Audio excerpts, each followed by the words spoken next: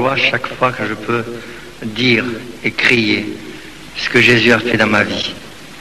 Une chose merveilleuse. Et quand on chante la reconnaissance à Dieu, je me sens vraiment privilégié par rapport aux autres. Quand j'étais jeune, je voulais être prêtre. J'ai fait mes études dans un séminaire de Marseille. Élève studieux, consciencieux, tout le monde me voyait prêtre. Mais j'avais des gros problèmes, le problème du célibat. Célibataire, cela me pesait. J'ai fait une retraite. Et puis me passant devant Dieu, eh bien, j'ai réalisé que je ne pouvais pas faire un bon prêtre. Et qu'il fallait mieux faire un bon père de famille qu'un mauvais prêtre. J'ai donc quitté, résilié mon sursis et militaire. Et de retour de l'armée, j'étais orphelin de mère, mon père antique. Je me suis retrouvé seul dans la vie. Et là, au travers de cette solitude, j'ai perdu la foi en Dieu parce que on a tenté de me rattraper pour aller au séminaire et j'avais décidé de quitter. Alors j'ai perdu la foi en Dieu et j'ai fait l'erreur de mélanger les dieux et les hommes. Et depuis 1948, donc, j'ai vécu au fond comme un mécréant, ayant tout rejeté. Et dans la vie, voyant que j'étais misérable, j'ai été clochard pendant 4 mois. Je couchais dans une cave, je me nourrissais des déchets de marché, de poubelles, ce que je pouvais. C'était la misère. Et j'ai pris une rage au cœur, c'est de gagner de l'argent. Je me suis dit, il faut gagner de l'argent, puisque dans la vie, il n'y a que l'argent qui compte. Je suis rentré dans une administration, quelques temps après avoir fait plusieurs métiers. Et puis après l'électronique, puis après artiste professionnel, précipitateur. J'étais donc précipitateur professionnel également. Et j'ai gagné pas mal d'argent. Mais le Seigneur m'attendait au virage. Vous savez, le Seigneur a un plan pour chacun d'entre nous. Il nous veut pour sa gloire, il nous veut pour son service, et il nous cherche. Jusqu'à ce que nous ayons compris ce qu'il attend de nous. Et je n'avais pas compris cela. Je l'ai compris bien après. En allant travailler dans l'administration, j'étais toujours dans l'administration, je me rendais à mon travail en scotter, et j'ai été écrasé entre 2 voitures.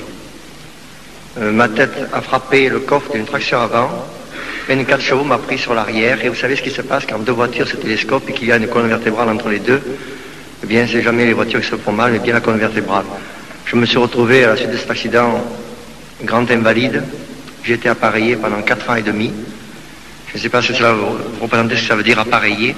Porter un appareil, un corset qui me soutenait la tête et un lombostat. 2 ans après cet accident, je prenais des béquilles en plus et je marchais avec des béquilles comme ça. Et pour moi, c'était une catastrophe parce que ça a été fini pour moi. Moi qui comptais avoir réussi dans la vie, avoir de l'argent, etc., pour me retrouver comme cela invalide. Mais je voudrais quand même vous donner mon témoignage en détail. Quand j'ai eu l'accident, je me suis dit, le gars qui m'a envoyé en l'air, il faut qu'il paye. Alors, j'ai décidé de faire un procès. Et médicalement, j'aurais dû quitter l'appareil après 2 ans, ou avant 2 ans. Et comme j'étais en plein procès, j'ai continué à garder l'appareil. J'ai refusé les soins médicaux qui s'imposaient à l'époque, la rééducation. Et quand le procès était terminé, le tribunal m'a accordé un dommage-intérêt de 20 200 000 anciens francs. Pour vous dire qu'on n'accorde pas 20 millions à quelqu'un s'il n'a rien. Il y a eu une expertise, un rapport de 16 pages. Et les chirurgiens qui m'ont vu après, vous savez ce qu'ils m'ont dit? Monsieur Duc, avant 5 ans, vous serez paralysé. Sachez une chose, quand vous serez paralysé, dites-vous bien, ce sera de votre faute. Et pour moi, ça a été un poids énorme, un fardeau épouvantable. Je me suis retrouvé 4 ans et demi après dans un lit paralysé, couché sur une planche, père de famille de 4 enfants, dans un lit paralysé. Et je disais, cela, c'est par ta faute, pour avoir refusé les soins, pour ne pas avoir fait la rééducation. Maintenant, tu es soudé, maintenant, tu es là dans un lit paralysé, tu ne peux plus rien faire. Il y avait un remords dans mon cœur, quelque chose d'épouvantable qui me rongeait. Et puis, paralysé encore, j'aurais supporté, mais ce qui était abominable, c'était les douleurs. J'avais l'impression d'un rat qui me rongeait la nuque. Et je hurlais jour et nuit. Au début, on a tenté des calmants, j'ai eu de la morphine, une injection toutes les 8 heures. Ensuite, toutes les 6 heures, toutes les 4 heures. Puis toutes les heures, la morphine n'agissait plus. On m'a donné des spalmagine, Dominalfort, Dolozal, tous les calmants associés. Dans la nuit du 16 novembre 1964, ma femme avait fait une injection de 4 calmants dans la même seringue. Un quart d'heure après, je hurlais toujours, j'avais toujours mal. Et les chirurgiens m'avaient dit, lorsque vous serez paralysé, il faudra, quand les calmants n'agiront plus, il faudra ouvrir le rachis cervical, scier les ailettes de vertèbres, tenter de racler l'arthrose, dégager les nerfs cervico-brachialites, nerfs du grand droit, nerfs sciatiques, pour essayer de vous débloquer, mais comme c'est placé sous le bulbe rachidien, j'avais les 5 premières vertèbres, C1, C2, C3, C4, C5, puis L4 et L5, donc qui avaient été écrasés. Et comme c'est placé sous le bulbe rachidien, si on touche le bulbe, c'est la mort. Vous avez 4 enfants le plus tard possible. Pour moi, l'opération, c'était la dernière issue. Je savais que la mort était là. Et croyez-moi, quand on est paralysé, quand on sait que les gamins n'agissent plus, eh bien, on est paniqué par la mort. On a beau fanfaronner, mais quand la mort est là, j'étais paniqué.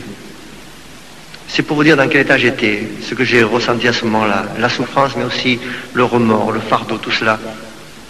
Quand ma femme est partie chercher le médecin, dans mon lit de paralysé, j'ai crié à l'Éternel. Et il m'a répondu, comme dit le psalmiste. J'ai dit, je sais que tu existes, je n'en peux plus, je capitule maintenant. Ce que tu voudras. Capituler devant Dieu. Voilà ce que le Seigneur attendait de moi. Quand le médecin est arrivé, il m'a dit, monsieur Duc, on ne peut rien faire. Demain, au lever du jour, intervention chirurgicale. On tente le tout pour le tout. La réponse de Dieu, à 7 heures du matin. Un prédicateur gitan. Il y avait à ce moment-là, en 1964, à Marseille, une convention de Zigane, charismatique. Et ce prédicateur gitan suivait une tribu qu'il évangélisait. Il se trouvait à Marseille. Et pour gagner sa vie, il vendait du linge. Et à 7 heures du matin, il est parti dans ce village, habité à 20 km de Marseille, à Roquefort-la-Bédoule, dans les Bouches-du-Rhône. Et il est venu dans ce village pour vendre du linge. Et il a vu cette maison, j'avais été dans une maison sur une colline, isolée. Il a vu cette villa, il dit, je vais aller voir cette villa pour vendre du linge. Et quand il s'est approché, il a entendu hurler dans la maison. Vous savez, je hurlais jour et nuit à crier sans pouvoir avoir de calmant, sans pouvoir m'arrêter. Je n'avais plus de force, je n'avais plus de larmes. C'était vraiment des choses abominables que de passer ce que j'ai passé. Et quand cet homme a entendu hurler, il a posé son trousseau, puis il a dit à ma femme, je veux voir cet homme. Pourquoi faire? Je veux le voir. Sans dire le pourquoi. S'il avait dit pour parler de Jésus, ma femme l'aurait mis dehors. Mais là, sans dire pourquoi, alors, ma femme était intriguée. Vous savez, un gitan, il avait le teint basané, un type espagnol, seul avec un mari paralysé, elle a eu peur, elle m'a rentré dans la chambre, il me dit, c'est dehors, il y a un gitan, il a une sale tête, il fait peur. Elle m'a dit cette option-là. Il veut te voir, il n'a pas dit pourquoi. Alors j'avais un gros berger allemand et j'ai dit à ma femme, écoute, fais-le rentrer, reste sur la porte. S'il y a quelque chose, tu détaches le chien, puis tu laisses faire. Qu'est-ce qu'on risque? Et alors cet homme est entré dans la chambre et sa première parole a été, frère, je viens de te guérir parce que Dieu t'appelle pour prêcher l'évangile. J'ai entendu ça, je me dis, mais qu'est-ce que c'est cette hurluberlue? Moi, prêcher l'évangile alors que je suis dans un lit paralysé, et puis, connaissant tout ce que je connaissais, saturé de toutes choses religieuses, alors je me suis dit, ou c'est un charlatan, ou c'est un illuminé. Et pour faire la part des choses, je lui ai proposé de l'argent. Je lui ai dit, qu'est-ce que tu veux? Tu veux de l'argent? Il me dit, non, je viens te parler de Jésus. Oh, j'ai dit, écoute, Jésus, j'en ai assez, tu perds ton temps. Il ne s'est pas découragé pour autant. Il a sorti sa Bible, il ne savait pas lire, mais il avait une Bible toute bariolée de couleurs. Alors il cherchait avec sa mémoire visuelle un passage, puis il dit à ma femme, lisez-lui ce passage. Et ma femme commence à me lire le passage où Jésus a guéri Bartimée l'aveugle. Dès qu'il a commencé à lire, ma femme a commencé à lire, je dis, arrête, je connais. Alors elle a rendu la Bible, et puis il a recherché notre passage, lisez-lui ceci. C'était le paralytique de Capernaum. Je dis, je connais. Chaque fois, je disais, je connais, je connais. Puis je me suis rendu compte qu'il voulait faire une prière, que c'était gratuit. Alors je me suis dit, ça ne me fera pas de mal, ça pourra peut-être me faire du bien. Allons-y pour sa prière. Et cet homme me dit, si tu veux qu'on prie, il faut que tu donnes ton cœur à Jésus. Oui, je donne mon cœur à Jésus. Il faut que tu crois. Oui, je crois. Je disais oui, surtout pour me débarrasser. Je le sentais important. Alors j'ai accepté, donc il prie. Et puis cet homme a prié. Et après la prière, il a regardé. J'étais toujours paralysé. Et il m'a dit, quel dommage, si tu avais cru. À moi-même, j'ai eu un moment de satisfaction de dire, je savais bien, j'avais raison, c'est de la blague, ces choses-là. Et puis je dis, mais tu ne comprends pas que je suis condamné par la médecine, qu'il n'y a plus rien à faire. Et il me dit, mais tu ne comprends pas que Jésus est vivant? Quel dommage, si tu avais cru, tu aurais été guéri. J'ai dit, tu croyais que j'allais me lever comme ça, sauter comme un lapin, plus rien? Il me dit, exactement. J'ai dit, c'est honteux, tu viens de tromper un paralysé, je ne peux pas te mettre des choses pareilles. Il me dit, mais tu crois que je serais venu te tromper, te dire une chose fausse? Jésus est vivant, si tu avais cru, quel dommage. Et il avait une tristesse, cet homme-là. Il est reparti tout triste devant mon incrédulité. Il était 8h30, cet homme est parti. Et à partir de ce moment-là, je n'ai plus de douleur. J'ai attribué cela au hasard, coïncidence. Il a un grand dos, vous savez, on met tout sur le compte du hasard. J'ai refusé l'intervention chirurgicale du fait que je n'avais plus de calmant, que je n'avais plus mal. Quand je ne bougeais pas, je n'avais pas mal. Le médecin est arrivé le soir à 5 heures. Comment on attend M. Duc à la clinique, on dérange tout le monde, puis il ne vient pas, etc. Et il refuse l'ambulance. Je dis, docteur, depuis ce matin, je n'ai plus mal et je préfère attendre. Alors il appelle ma femme dans la cuisine et j'étais paralysé, mais j'avais l'oreille fine. Votre mari a la volonté, même s'il n'a pas mal, faites-lui ses injections toutes les heures. Il voulait me faire l'injection, je dis, non, non, docteur, ma femme le fera.